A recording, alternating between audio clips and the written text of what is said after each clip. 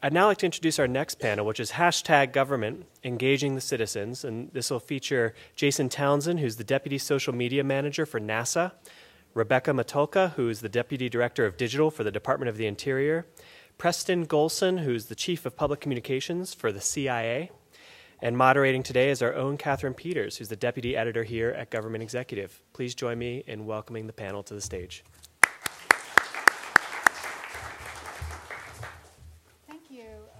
Thank you for being here, everyone. So you wouldn't think that's... Well, in this arena, is it on? Becomes the so it's great. Oh, can you hear me? No? Hello? Is it on now? Okay. It's on now. Okay, thank you. So thank you for being here. You wouldn't necessarily think that land management, space exploration, and intelligence operations have a lot in common, but they do, actually. CIA, NASA, and Interior all have a need to communicate with the public, and we have three excellent representatives of those efforts here. I'd like to start by asking each of our panelists to describe how they see their role and how they approach their mission within very different contexts. So, Preston, let's start with you at CIA. Good morning, everyone. So we see our role as CIA, it's sort of unique to think that CIA, a secret intelligence organization, would have a social media account. We've been on since about 2014 on Twitter and Facebook, and we were on Flickr and YouTube before that. But we see our responsibilities at CIA as being an intelligence agency and a democracy to explain to the public as much as we can about our mission, our history, our people. And also we have a need to be on social media too, to connect with the next generation, for talent, for diversity, for recruitment for our organization. So we've always had a public affairs office at CIA. It's always been engaged with dealing with the media and questions and so forth. But we've also wanted to expand that on social media to reach out, of course, in the new media era we live in right now. And we view it as our role to sort of just explain the mission of CIA so the public has a better understanding and also dispel some myths about the organization. Thanks. Rebecca? So, hi guys. If you actually take a regular cabin. Is my mic on? Can you hear me? Okay. So at Interior, it's a huge agency. In addition to land management, we do offshore oil and gas drilling, Indian affairs, the science behind land management, wildlife management. So with all of that said, we really focus a lot on our social channels, on getting people to love and appreciate public lands, whether that's getting them out to these public lands like national parks and wildlife refuges, whether it's having them take a trip down memory lane and remember why they love these places, or it's for the people who can't go there and can still appreciate the beauty of our country because these public lands are owned by all taxpayers. And really, our huge focus is not necessarily one-way communication, but listening to what our audience wants to hear and figuring out how we can communicate that with it and tell them the stories and let them know what we're doing on their behalf. So we do a lot of engagement and listening too. So, yeah. Versus over at NASA, we're in I think a really kind of good position because since 1958, we've had a mandate to provide for the widest possible dissemination of information about our activities. And so as a result of that, social media really is just the latest chapter in that. And so that mandate's brought you, televised moon landings, space shuttle launches, all of our current activities with satellites being put into orbit and everything else in between, and all the data that they've been collecting and all of the interpretation of the data and the science results and the engineering and the hardware building and everything in between. And so at the end of the day, though, the thing that really kind of shines through, I think, and social media has allowed us to really kind of shine a bit of a spotlight into some of those little darker areas of our agency that doesn't necessarily get the limelight all the time, is the people. And I mean, at the end of the day, we're a people-powered organization. And so that shines through. We've got 527 social media accounts across 14 platforms. And that really allows us to really showcase all of the missions, the scientists behind the missions, the engineers behind building satellites, the data analysis people who are out there doing it, the technicians, the researchers, and everything in between, all of their work product, all of their different things. There's a little piece of the big NASA pie for everybody out there. So lots of different voices, and social media is just the latest chapter in this communications mandate that we have. So I'm curious, because social media is the latest chapter, and young folks typically are the early adopters. I'm curious that within your agencies, what kind of resistance you may or may not have encountered as you communicate in ways that maybe some long-term federal employees are not comfortable with. So, well, I'd say I don't mind jumping on that one because I guess we're maybe the most unique. We're sort of don't talk about the agency, and a lot of people who work in the agency. We had to sort of question, are we not a clandestine organization when we first were going through the process of getting approved for social media. And I think we've won people over. I think people, generally speaking, a lot of our officers work undercover, so you may never know who they are, but they appreciate the fact that there's somebody out there who is communicating the mission of the agency, the history of the agency, talking with the people of the agency in ways that they can't do. So I think we've found a good way of being a mouthpiece for the agency that the folks appreciate on the inside. And also, it was a necessity because there are a lot of people out there with fake CIA accounts that were on Twitter and social media, almost causing international incidents with their fake Facebook pages. So basically, by creating the real version, the verified version, we've basically been able to deal with that problem we had. So whether or not we basically had to get in conversation regardless of what was going on because other people were purporting to be CIA on social media. How about you, Rebecca? So I don't know if many would think this, but Interior is a very bureaucratic organization. There's chains of command, and I think that the resistance sort of has been getting answers quickly for social media because you need to respond quickly. So going through the 3 to 4 levels of chain of command to get those answers. Also, social media for at least a lot of Park Service people is an also duty, and they change seasonally. So you have a new group of people coming in and out frequently a lot.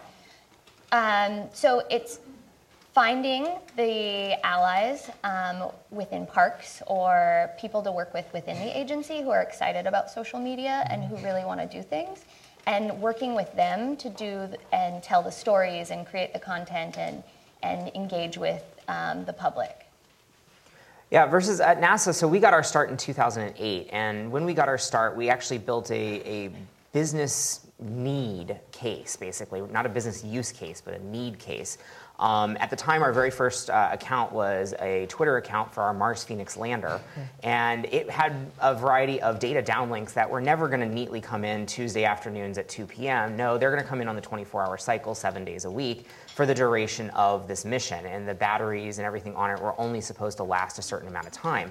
And so when those came in, we were immediately posting the data to a website that anyone in the world could go and download it, the media and everybody in between. And so our public affairs officers at the Jet Propulsion Laboratory in California were looking for a solution that did not involve them, hearing the downlink was getting ready to happen with a bunch of data coming in, having it be posted, have some media reporter download the whole thing, analyze what it actually meant, get the latest images out of it and so on, and go ahead and blast out a news story before we've even had a chance to draft a press release, run it through concurrence, drive into the office, issue it over a fax blaster, and then, get it all done.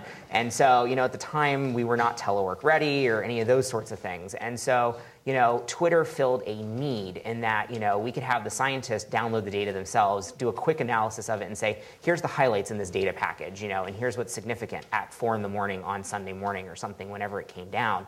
And so therefore, we were able to immediately put out the findings of what the latest data coming in from Mars was looking like and sharing it. And we told the media that our science analysis was going to be going here onto Twitter and everything. And so at the time, it became one of the top 10 Twitter accounts back in 2008 when this was going on. But the thing that really was kind of eye-opening about this entire experience was that there was this whole community of just regular people, not necessarily the media. We set it up as a media use case here, but there was this whole community of just the public that was chiming in and like, wow, that was really cool, or hey, you guys might have missed this picture, tucked in the bottom of this data package, but we found it, here it is, and so on. And so they would be engaging and asking questions and, asking, for more information about this or that and so on. And so out of that kind of grew our entire social media presence. And so we dipped our toe in the water because we needed a solution to a problem we had.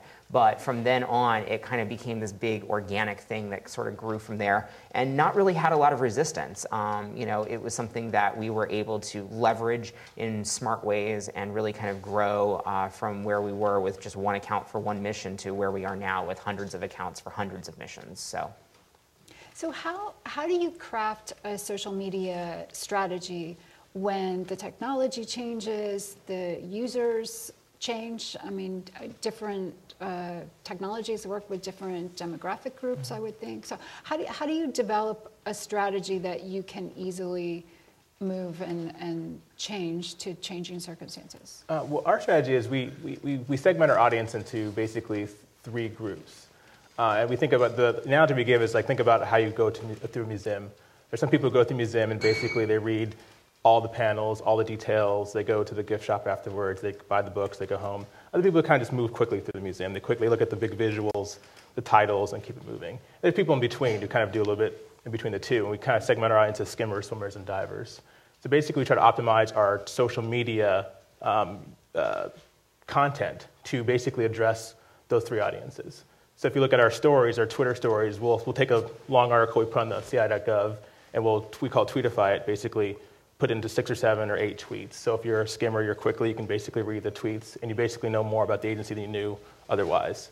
Otherwise, you can click on the links in the tweets, and they go to the articles. You read the articles. Within the articles themselves, there are additional links that go to original documents, other things on the website. So basically, we're just trying to reach everyone we can, because people are busy, and basically engage you at whatever level you want to go. So that's one of the reasons we're keeping up with the audiences, and it's been very successful for us. Because we had a lot of information on CIA.gov that people just weren't going to, per se. Lots of declassified documents, lots of histories. But with social media, we're able to push that out now, and people are able to come in and get the information to them at whatever level they want to engage at. How about you, Rebecca, in sort of crafting a strategy with such a diverse department? So similar to Preston, we segment our social media not by audience, but by content type. So on Instagram, you will only find beautiful photos and wildlife, and it's really our core there. We won't talk about any of our other content unless it's conservation related, and that's because that's what that platform's designed for, and we're tweaking, and with any strategy, you always have to check back. It should always be evolving, just like your daily posts, and that's part of the listening. On other platforms, the beautiful photos and wildlife content becomes the sort of core, and then we slip in more of the veggies of wonky policy stuff, and that really helps.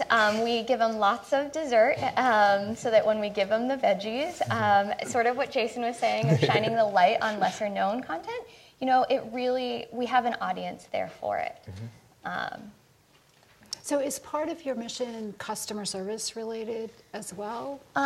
So we really see ourselves as engagement and engaging the general public about what the department does, and answering their questions and putting a face to a bureaucratic organization. So we don't have a mandate for that in any sort of way, and we are in the Office of Communications. So there is a bit of the press side focuses on the secretary and her mission, and we cover her mission, but we approach it in a different way. Yeah, I will say on the engagement stuff, the really interesting thing about working at NASA with engagement is that we get a lot of homework questions. I would say almost 40% of our inbound messages are from kids. Hey, I'm supposed to write a paper about Mercury. Tell me all about Mercury. or I'm supposed to build a solar system diorama. Can you tell me what the planets look like? And so on. So we get a lot of homework questions, which is really kind of fun in a way because Kids are kind of looking for a shortcut. They're looking for us to point them directly to what's what. But it's kind of neat to engage with that entire future generation and get them excited about what we're talking about, what we're doing.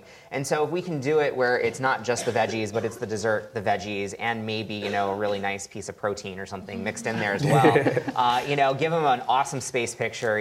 Give them a link to go get more information, and hopefully inspire them. That's one of our core goals with audiences and things that we're reaching. We're trying to reach that next generation of explorers that are out there, get them interested and inspired to go into STEM fields, either in studying it or going into a STEM career with science, technology, engineering, and math out there.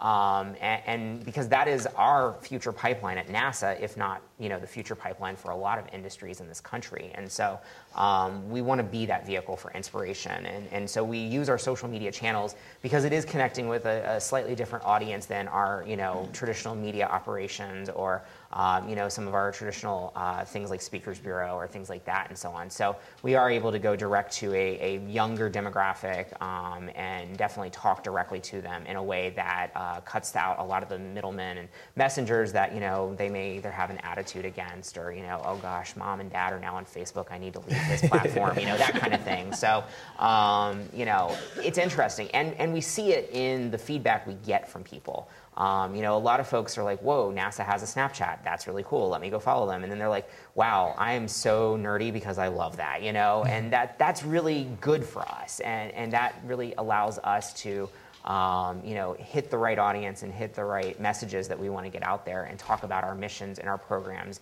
and what they're finding and what they're doing. So. Can I follow up on that? Sure. I think Jason, a really good point. Like most people wouldn't necessarily think of the agency as a place, a repository of information that's helpful, but the CIA World Factbook has been something that students have been using for years to do their projects on countries and so forth. And the Factbook, if it ever goes down, half America can't do their homework. So I feel very similar to Jason in that regard. That we have the Factbook and we try to amplify that as well. We have a library at CIA. And when we did a top 10 research tips from our librarians on a back-to-school series of tweets. So I think these are little kind of like return on taxpayer investment sort of things we can do on social media that they can see that our organizations are repositories of knowledge for the nation. Mm-hmm. And even though most of the work that our smart people do is secret, it's for the policymakers, there's some things that we can share with the public that just helps them just do day-to-day things. Yeah. I'll echo that too, is that we hear from teachers who are using our photos in their classrooms, whether it's preschool classes or English classes, like a fourth grade English class where she projects the photo up there in her class and has her students write stories about the pictures. So I think that really just getting our information out there to all different audiences is really helpful. So one of the issues here with social media, Jason, you mentioned earlier, NASA has over 500 social media accounts. You obviously can't manage that from the top. You have to, it creates a dilemma for federal agencies, right? They have to be able to cede control lower down in the organization. And just to kind of get back to a comment you made earlier, you've given scientists a lot of running room to manage those accounts. And how do you balance the need for control versus the need for authenticity? And yeah. So, I mean, at NASA, as I said, we've got 527 social media accounts now, and there's about 125 people across our agency that have some sort of role or task doing some sort of social media. Only about 14 of those are full-time. The rest of them usually are 5 or 10% of their job. They wear a lot of other hats. And for a lot of them, they are scientists or engineers or researchers or technicians or things like that are working on a project. They're embedded in with the team that's actually doing it so that they can get the latest coming from the team. They know the pulse of what's going on. They're sitting in all of the management briefings of this, that, and the other updates and status and stuff. And so what it really does is it allows us to have this very kind of authentic voice on each of the different accounts accounts that are out there. And so the person who's running, a social media account for, one of our space telescopes, for example, is a member of the space telescope team. It's not a communications person sitting in a public affairs office. It's someone that's actually embedded in, right with the team. They know they're a subject matter expert on some of the telescope, for example, and can answer a lot of the questions that are coming in and respond to things and so on. But also they know that if they don't know the answer to it, they can immediately turn to their colleague in the cubicle next to them or something like that and immediately get the answer. And so it cuts out a lot of that bureaucracy and everything. And so it's a very kind of decentralized approach to it all. But it fits with NASA. And we purposely, years ago, rejected creating a social media policy at NASA. We do not have one. We have an overall communications policy that governs the information that can be released to the public, but it doesn't govern how you actually go about using different communications mechanisms. So just as easily as we trust our employees with email or a telephone or things like that, face-to-face meetings, we trust them with social media, and we extend that same level of trust to them there. And it's the information that matters, not the vehicle, the medium that they're using to actually share it. And so as long as what they're doing doesn't change the accuracy of the information when it's being shared or distributed out there, then our employees know that they can take something that's available for public release and put it anywhere they want. If they've got a photo, they can email it out, they can put it on Instagram, they can share it, any of that. It's agnostic as far as the platform and mechanism goes. And so it was really actually a great way for us to integrate social media in and alleviate a lot of people's fears around it, because it was the same policy everyone was already familiar with, the same policy that had already existed, and it was just a new way to distribute content rather than a new mechanism that needed its own rules of the road and things like that. So obviously at this point we've got guidance, we've got lots of best practices, tips, tricks, case studies, things like that. And we try to leverage the knowledge that we've learned from doing this since 2008 in order to really, optimize the content for the platform. But, that's the extent of, the materials that we give our employees, really. So let's talk about some case studies or examples of particularly successful social media campaigns. Is there anything, Rebecca, you can talk about at Interior that has been particularly successful, and what made it successful? So the National Park Service turned 100 this year. There was a huge campaign about Find Your Park. I don't know if anybody's heard of it. Yeah. I hope you've all found your park. And so that was, because each of our bureaus sort of operate independently, that was designed through them and the National Park Foundation. And we worked with them on it, so we can't take any credit, huge credit from our office. But as of March, they had 5 billion impressions on that hashtag. That in social media is a big number. I think, though, what does it really mean is a question. And for a lot of government, it's about educating, and it's hard to measure. How do you educate people? So one thing that's unique about Interior is we sell public land passes. It's an $80 annual pass to visit 2,000 federal public lands. And so last Christmas, for a week, we decided, hey, let's try to see if we can actually sell these things. Let's have something that we can measure on this. And so it was a last-minute scramble when we came up with this idea. And in a week, we got 10,000 clicks, and we increased sales during that period by 100%. So we're trying it again this year to get better data to see if we can have a bigger impact. But I think that that's one small example of how a sort of social media campaign. So what platforms did you use to execute that? I think, we used a broad blanketing it out, because we cover public lands on all of those platforms, so Twitter, Facebook, even Instagram, because we do see when we tell people on our Instagram comments to go to Instagram or to go to doi.gov, our website. They'll come back and comment on Instagram with things that you can only find on our website that weren't in our caption. So it's hard for us to say which platforms had the biggest impact, but we did a blanket on it all. Okay. How about you, Preston? Yeah, so one of our goals at we do a lot of history at CIA, intelligence history. One of our goals is to really show the American people the noble calling of intelligence, and that intelligence has been essential to the freedom of our country since the founding. So we've kind of been in a cultural moment the last few years where there's been a lot of interest in George Washington as our nation's first spy master. So for the past few 4th of Julys, we've had this great document on our website that goes through all of the American Revolutionary intelligence stories and so forth. But it's on the website, and people necessarily don't go searching and digging for things anymore. So we want to really draw people to that attention to help them understand the role of intelligence in the founding of our country. So at the moment, you've had TV shows like Turn, and you have like the hit Broadway musical Hamilton. And one of the characters in Hamilton is Hercules Mulligan, who was a spy for George Washington. So my social media lead and I are both big Hamilton fans. So we need to do a story on Hercules Mulligan on our website. And it's also part of that document I was telling you about a minute ago. So we did a story on that. One of our writers wrote a wonderful story on the role of intelligence in working for George Washington and Hercules Mulligan. We did a story on our website, and we did a series of tweets on it around the 4th of July weekend. So celebrating Independence Day, we used some of the lingo from the Broadway play in it, and it got huge results. We actually were retweeted by the creator of Hamilton, Lin-Manuel Miranda, and also the show as well.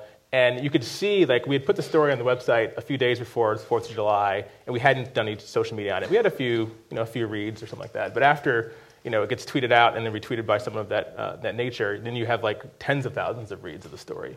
And people really, really engaged with the content. We could tell from the comments. People were really reading the article. They were really interested in it. And again, I think it's hard to measure. Measurement is very difficult. But I would think that we've reached a wider, broader audience through this method, and also getting people to realize the role of espionage and intelligence in the founding of our country and defending this nation. So that was a very successful campaign for us. We're able to basically talk about an issue that we're interested in and want the American people to know more about. We do it in the realm of a cultural moment around interest in these certain characters and this time in history. In the pop culture area, and kind of bring those two things together. And it was very successful for us in that campaign. That's a great example. I think we need to move to questions now. So if you have a question, please raise your hand.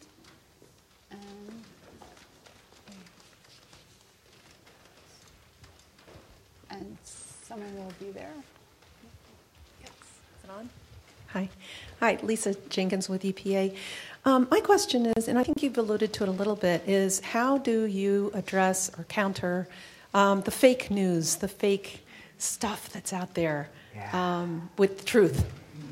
That's a great question. Yeah, so I can take that. So it was the summer of 2012, and all of a sudden, the entire internet was beginning to go crazy that the world was going to end December of 2012. There was a random star alignment. There was a mysterious planet X. There was Nibiru that was coming. There was a comet or an asteroid that was going to crash into the Earth. I don't know. The rumor mill went crazy. And so we actually built out an entire dedicated website. If you go to nasa.gov/2012, and there's all sorts of an FAQ with the science analysis behind it. We showed off all the trajectories of all of the known asteroids and comets that were out there, and how none of them were going to crash into the Earth. We showed what all of our telescopes were seeing as far as planetary alignments go. We addressed the question of, is there a mysterious planet X out there? Those sorts of things. And so we went through one by one all of the world-ending scenarios that were coming up for that December and so on. We held, back at the time, it was Google Plus Hangouts, where we had our scientists up and taking questions from a lot of our social media followers and everything, and really kind of, leverage social media to try to, at least circulate the facts out there in a way that was coming from a place of credibility, showcasing our knowledge and our expertise in a way that would really be able to directly engage and respond to the public at large that did have a lot of concern about it. One of the things that was really interesting about it, though, is that there was this mental health aspect that we didn't really expect going into the whole thing. But there were a whole bunch of people who wrote us and were like, thank you for responding. I was getting really, really worried. Like, what do I need to do here? Like, how do I prepare for the world to end? But you've put me at ease about that.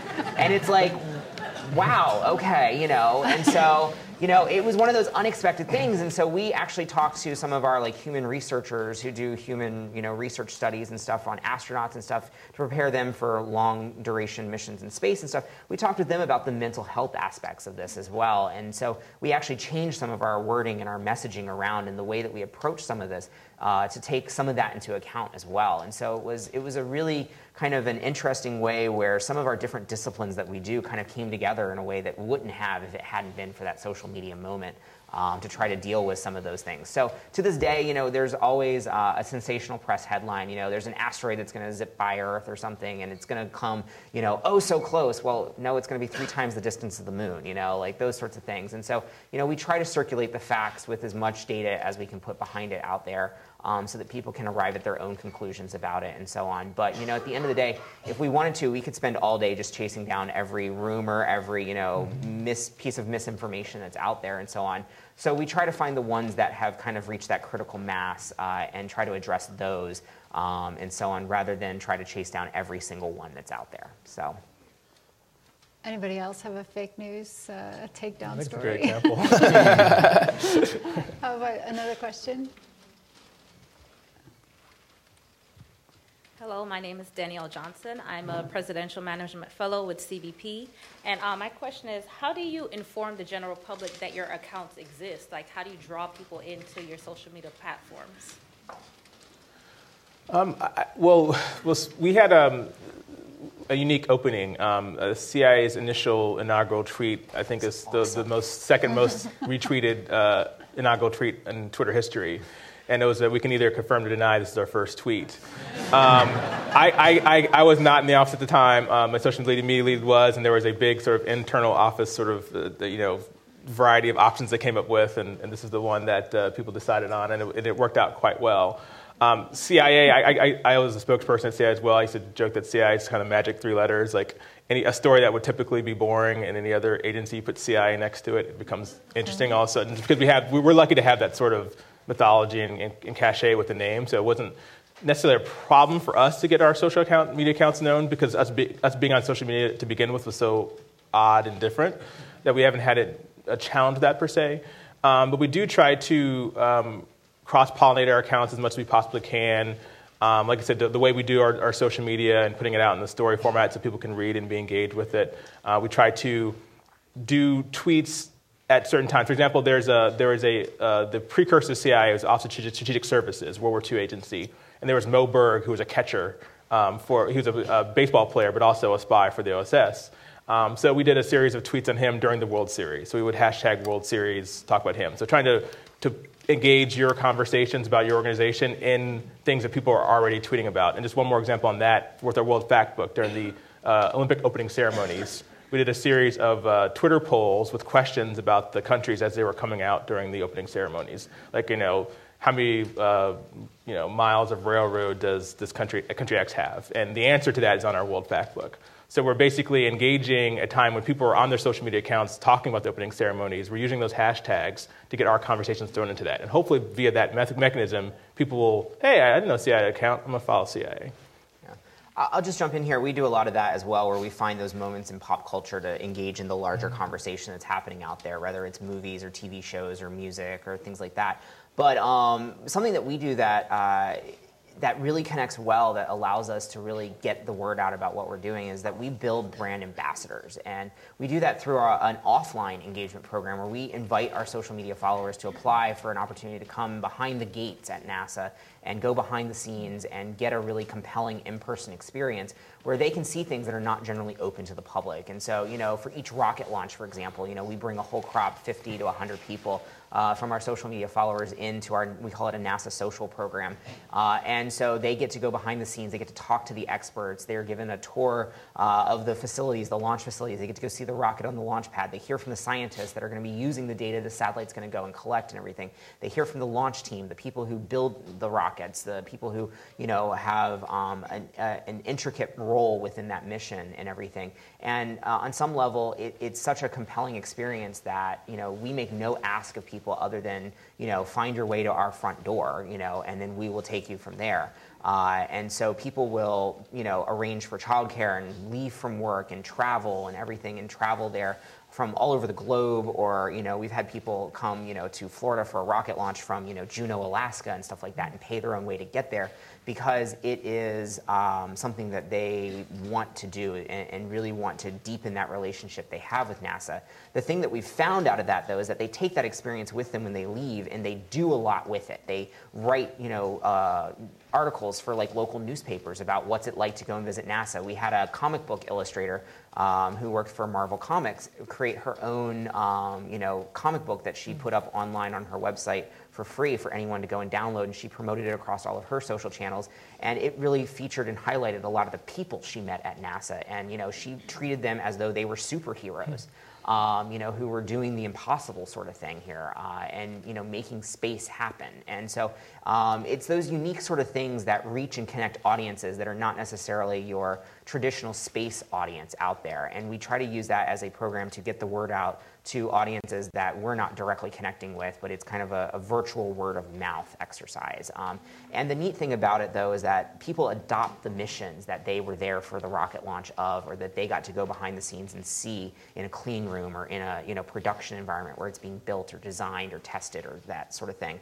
And so they continue to follow. It's the gift that keeps on giving. That's their mission. And so they want to follow the first science results we get back from it. They want to see the thing that all of a sudden is being announced that's rewriting a whole chapter of a science textbook out there, or that sort of thing, and they want to share that with all of their followers where they come from, and they want to share it with their community and everything. So it's a great program. We've brought in over 7,000 of our social media followers to date, and we've done it over 125 different unique events out there. So it's been really good for us to deepen that relationship and broaden it to get the word out in a way that we wouldn't be able to do on our own otherwise. Well, that's a great example. I'm afraid we're going to have to wrap it up with that, but thank you all very much, and thanks to our wonderful panel. Thank you.